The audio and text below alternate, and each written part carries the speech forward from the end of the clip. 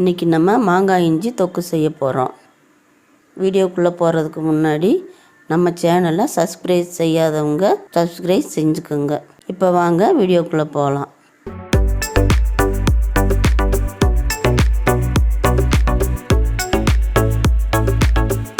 இந்த தொக்கு செய்கிறதுக்கு மாங்காய் இஞ்சி எடுத்து சுரண்டி தண்ணியில் க்ளீன் பண்ணி எடுத்து வச்சுக்கோங்க. நம்ம க்ளீன் பண்ணி வச்சுருக்கிற இஞ்சியை இந்த மாதிரி துருவி எடுத்துக்கலாம்.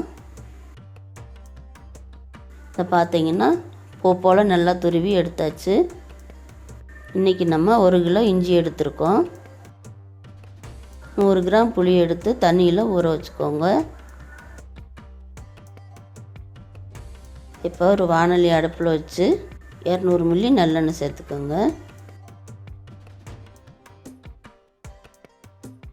எண்ணெய் நல்லா சூடாகவும் கடுகு உளுந்தம் பருப்பு சேர்த்துக்கலாம்.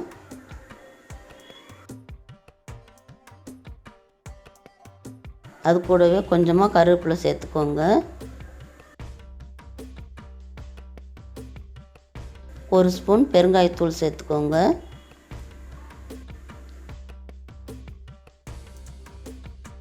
இப்போ நம்ம துருவி வச்சுருக்கிற இஞ்சியை எண்ணெயில் சேர்த்துக்கிடலாம்.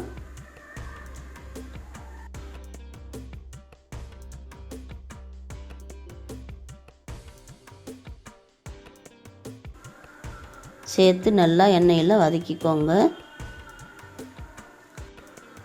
எண்ணெயில் நல்லா வதங்கட்டும்.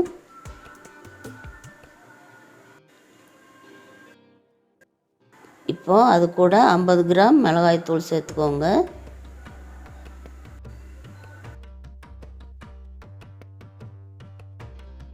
கூடவே 1.5 ஸ்பூன் வெந்தயப்பொடி சேர்த்துக்கோங்க. போட்டு நல்லா கலந்து விட்டுக்கோங்க. எல்லாம் சேர்ந்து நல்லா வதங்கட்டும். நல்லா கலந்து விட்டுக்கோங்க.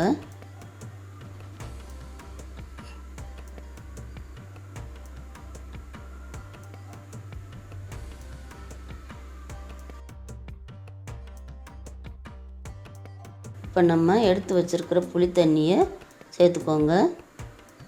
சேர்த்து நல்லா கலந்து விட்டுக்கோங்க.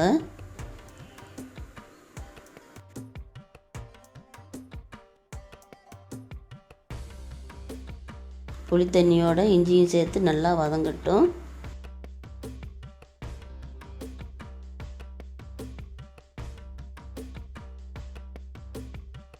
இப்போது தேவையான அளவு உப்பு சேர்த்துக்கிடலாம். சேர்த்து நல்லா கலந்து விட்டுக்கோங்க.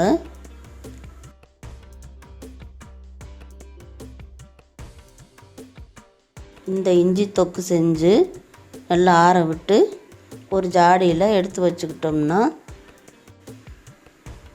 1 மாதம் இல்லை 1.5 மாதத்து வரைக்கும் வச்சு சாப்பிட்லாம். சாப்பாடு கூட வச்சு சாப்பிட்லாம், சப்பாத்தி கூட வச்சு சாப்பிட்லாம், கூழ் வைக்கிறோம்ல அது கூடயும் சேர்த்து சாப்பிட்லாம். எல்லாத்துக்குமே நல்ல டேஸ்ட்டாக இருக்கும். இது நல்லா வெந்து எண்ணெய் பிரிஞ்சு வரட்டும்.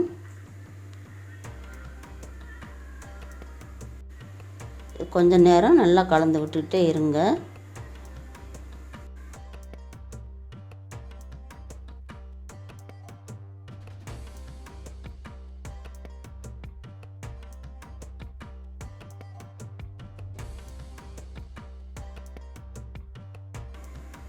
அவ்வளோதாங்க, ரொம்பவே ருசியான மாங்காய் இஞ்சி தொக்கு ரெடி ஆயிடுச்சு. மறக்காமல் நீங்களும் ட்ரை பண்ணி பாருங்கள். இந்த வீடியோ பிடிச்சிருந்துச்சுன்னா நம்ம சேனலை மறக்காமல் சப்ஸ்கிரைப் பண்ணிக்கோங்க.